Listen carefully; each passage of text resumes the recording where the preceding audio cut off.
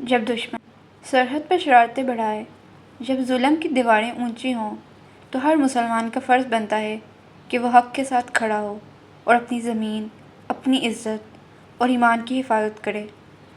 السلام علیکم دوستوں، آج کی ویڈیو میں ہم بات کریں گے پاکستان اور بھارت کے درمیان مئی 2025 کی کشیدگی کی، جو نہ صرف فوجی بلکہ سیاسی، سماجی اور بین الاقوامی سطح پر ایک اہم واقعہ رہی۔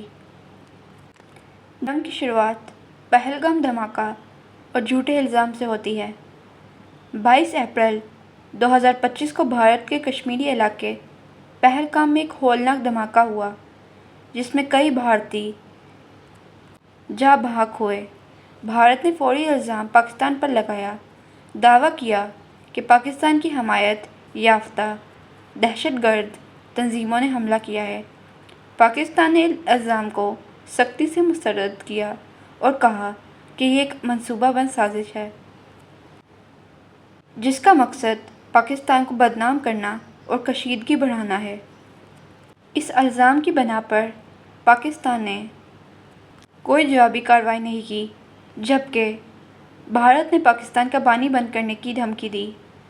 بھارت نے پاکستان کے ذریعے بھی پاکستان کو دباؤ میں لانے کی کوشش کی، دریاؤں کا پانی بند کرنے کی دھمکی دی، جو پاکستان کی زرعی معیشت اور عام لوگوں کی زندگیوں کے لیے خطرہ تھا۔ یہ سیاسی اور ماحولیاتی ہتھیار تھا، جس سے پاکستان کی فصلوں اور کسانوں کو نقصان پہنچانے کی کوشش کی گئی۔ تو پاکستان نے جواب میں کہا کہ اگر بھارت پاکستان کا پانی بند کرے گا تو پاکستان جواب میں جنگ کرے گا۔ بھارت پر ڈرون حملہ اور جارحیت۔ چند دن بعد بھارت نے ایک چھوٹا لیکن انتہائی اہم جارحانہ قدم اٹھایا۔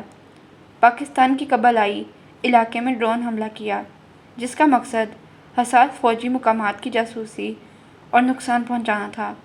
پاکستان کی فوج نے اس ڈرون کو مار گرایا اور بھرپور جواب دیا۔ پاکستان کا منظم اور طاقتور جواب۔ پاکستان نے نہ صرف فوجی کارروائی کی، بلکہ پوری قوم نے ایک ہو کر دشمن کی سازشوں کا مقابلہ کیا۔ پاک فوج نے بھارتی چوکیوں اور فوجی ٹھکانوں کو نشانہ بنایا اور بھارت کو بھاری نقصان پہنچایا۔ پاکستان کی صلاحیت اور حوصلے نے پوری دنیا کو دکھایا کہ ایک چھوٹا ملک بھی اپنی سرحدوں کی حفاظت میں مضبوط ہے۔ پاکستان کی فتح اور عالمی رد عمل۔ پاکستان کے ان اقدامات نے بھارت کی جارحیت کو روکا اور عالمی سطح پر پاکستان کے ساتھ بہتر کی۔ بین الاقوامی فورمز نے کشیدگی ختم کرنے کی اپیل کی۔ پاکستان نے امن کا پیغام دیا، لیکن اپنے دفاع کا حق بھی نہیں چھوڑا۔ بے شک اللہ قرآن میں فرماتا ہے، وَقَاتِلُوا فِي سَبِيلِ اللَّهِ الَّذِينَ يُقَاتِلُونَكُمْ وَلَا تَعْتَدُوا إِنَّ اللَّهَ لَا يُحِبُّ الْمُعْتَدِينَ، جس کا ترجمہ کچھ یوں ہے، اور اللہ کی راہ میں ان لوگوں سے لڑو جو لڑتے ہیں تم سے، اور زیادتی نہ کرو، اللہ زیادتی کرنے والوں کو پسند نہیں کرتا۔ امن کی امید۔ شدید کشیدگی کے بعد دونوں ممالک نے عالمی دباؤ میں آ کر سیز فائر یعنی آتش بس پر اتفاق کیا۔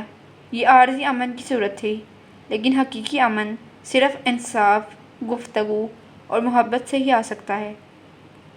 اگر ہم اسلامی نظریے سے دیکھیں تو اسلام ہمیں سکھاتا ہے، یعنی قرآن میں آتا ہے، یا ایھا الذین آمنوا ان جاءکم فاسق بنبأ فتبینوا ان تصیبوا قوما بجہالۃ فتصبحوا علی ما فعلتم نادمین۔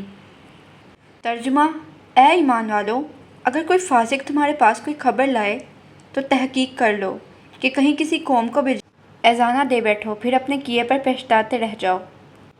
یعنی بغیر تحقیق الزام لگانا ظلم ہے۔ ظلم کی مذمت۔ اسلام ظلم کرنے والوں کو سختی سے منع کرتا ہے۔ کشمیر کے مظلوم مسلمانوں کی حمایت ایک فریضہ ہے، لیکن نفرت کی بنا پر نہیں، بلکہ عدل کے لیے۔ اسلام میں دفاعی جنگ جائز ہے۔ قرآن میں اللہ ارشاد فرماتا ہے، اور جو لوگ تم سے لڑیں تم بھی اسی حد تک لڑو۔ پاکستان نے اپنی سرحدوں کا دفاع کیا، جو اسلام کی تعلیم ہے۔ دوسری طرف فساد پھیلانے سے منع کیا گیا ہے۔ اللہ قرآن میں فرماتا ہے زمین پر فساد نہ پھیلاؤ، جنگ چھیڑنا جب بات چیت ممکن ہو اسلام میں ممنوع ہے۔ اسلام ہمیں امن قائم کرنے، محبت اور ہمدردی کرنے کا درس دیتا ہے۔ ہمیں دعا کرنی چاہیے کہ اللہ ہمارے وطن کو فتنوں سے بچائے اور دنیا میں امن قائم رکھے۔ تو دوستو، نفرت اور انتقام سے بچیں، حقائق جانیں اور قرآن کی روشنی میں فیصلے کریں، اپنے وطن کی حفاظت کریں، مگر دلوں میں امن اور بھائی چارہ بھی رکھیں۔ اگر آپ کو یہ ویڈیو پسند آئی ہو تو لائک کریں، شیئر کریں اور کمنٹ میں اپنی رائے دیں۔